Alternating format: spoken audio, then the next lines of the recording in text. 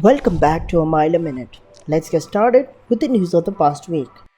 ZF has announced the world premiere of its Modular eDrive kit and the European premiere of the ZF ProAI at the IAA Mobility in Munich.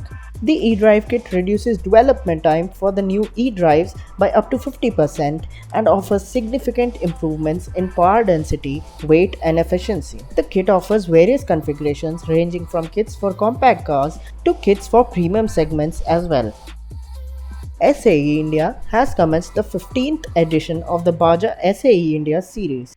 The e-baja SAEIndia 2022 edition, which will be held digitally, will witness 138 teams for the conventional m-baja event and 76 teams for the e-baja event.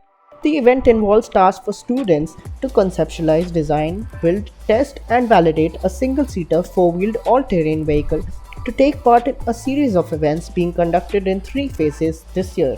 International teams can also participate in both events. Piaggio India, the manufacturer of Vespa and Aprilia two-wheelers, has launched a series of Superbikes across various segments in India. These new launches include the Aprilia RS 660, the Tuono 660, the Aprilia RS V4, the Tuono V4, and the Moto Guzzi V85 TT. Ducati has announced the launch of its all-new Supersport 950 and the Supersport 950S. The motorcycles are priced at Rs 13.49 lakhs and Rs 15.49 lakhs respectively.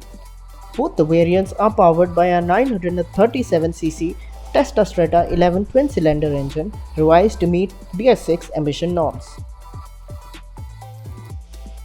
Do tell us your thoughts in the comments down below. And if you wish to read these stories in detail, the links will be in the description. We'll be back next week. Don't forget to tap the subscribe button before you go and tap the bell icon to never miss an update.